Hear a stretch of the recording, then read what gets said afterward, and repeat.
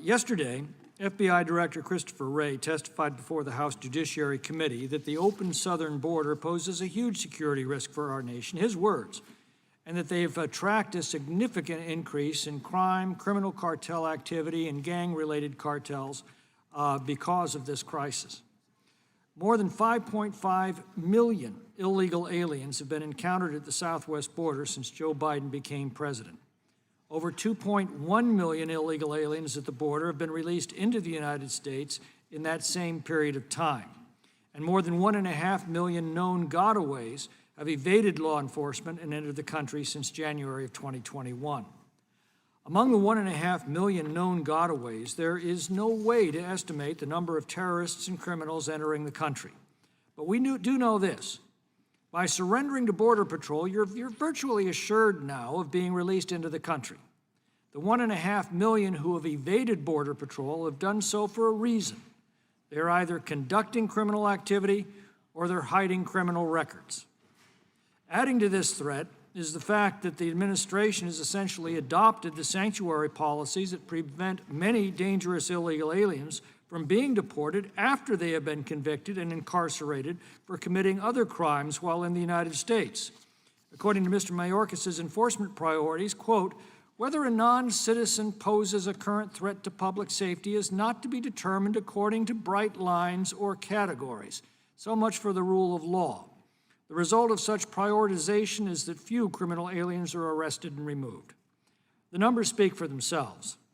In fiscal year 2020, the last year of the Trump administration, ICE removed 186,000 aliens from the United States.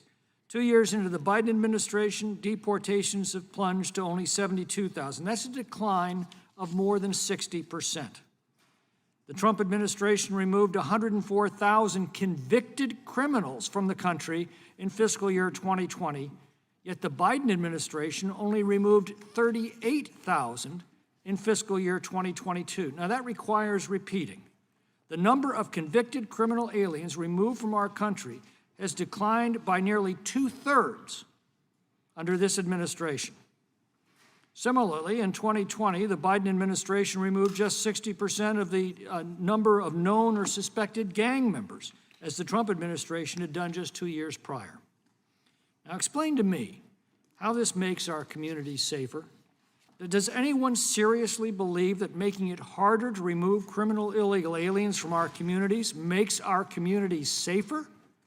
Does anyone really believe that letting millions of unvetted foreign nationals into our communities makes our communities safer? Many of these aliens arrive deeply indebted to the cartels, whose affiliated gangs follow them into our communities to enforce those debts, often by pressing them into drug trafficking and human trafficking. The cartel massacre of an entire family just hit Tulare, California, a rural community not far from my district. The cartels are here because we have let them in. And as Director Wray testified yesterday, we have no idea how many terrorists have now entered the country as well. But crimes committed by criminal aliens aren't just statistics. Every crime devastates the victims of it and their families and their neighborhoods and their communities, as we will hear today. The sexual assault of a 3-year-old at a Chicago McDonald's. The sexual assault and murder of a 92-year-old woman in Queens, New York. The murder of a college student in Iowa. The sexual assault and murder of a 20-year-old girl in Maryland. The assault of a teenage girl in Alabama. The assault and robbery of 2 friends at a Maryland park. The attempted abduction of a 4-year-old girl in Virginia. The murder of a 15-year-old boy in Maryland. And the list goes on in heartbreaking detail.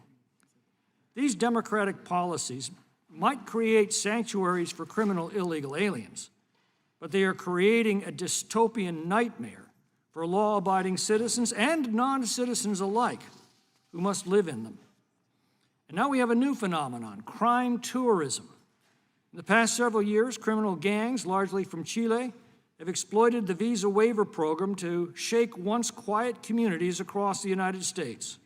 With multi-million-dollar heists from Southern California to Florida and burglaries of family homes from New York to Virginia, these criminal aliens continue their crime sprees across the country. And in sanctuary jurisdictions, they largely escape accountability. Today, our witnesses will describe these real-life, everyday consequences of crimes that would not occur at all, save for the fact that we are not enforcing our immigration laws. If we simply enforced those laws, there'd be fewer criminal aliens in the country and fewer crimes committed by them. It is that simple.